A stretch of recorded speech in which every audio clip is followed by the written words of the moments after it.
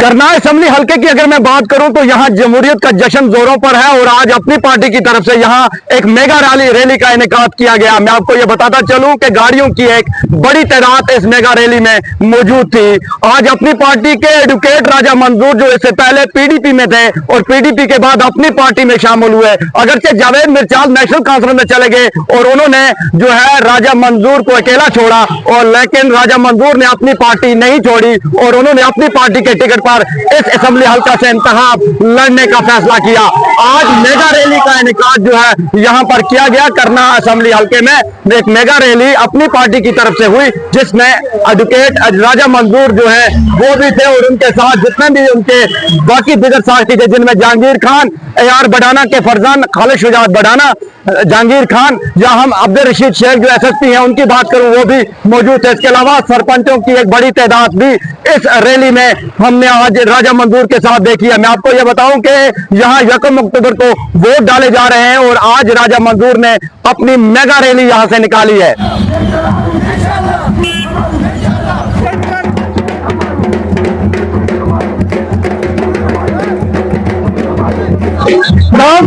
में national council पर शिकस्त देने वाले राजा मंजूर ने आज अपनी पार्टी की टिकट पर इलेक्शन कर रहे हैं और उन्होंने आज करनाल की गली गली से एक रैली निकाली है। तो पहले इलेक्शन क्या होगा?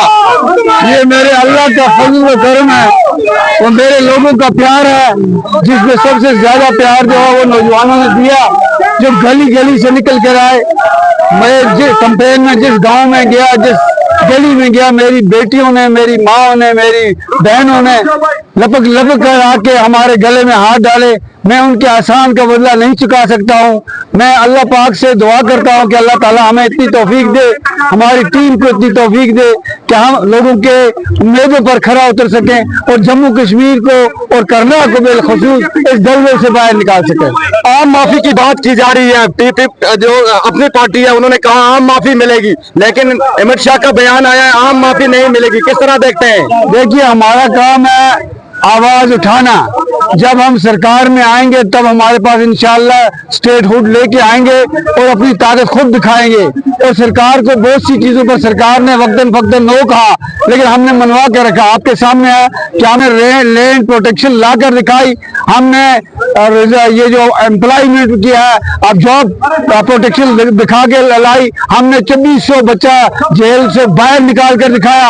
आज भी हम मुतमन्नी हैं और हमारी जो मैनिफेस्टो है उसमें जहां बाकी चीजें वहां पर यह भी है कि हम एक एमनेस्टी, जो छोटे जुर्म में बेचारे बच्चे मासूम बच्चे कैद हैं, उनको बाहर निकालें और उसको हिंदुस्तान में एक मौका दें, जम्मू कश्मीर में एक मौका दें, कौमी लो लंगर में चलने के लिए एक मौका दें।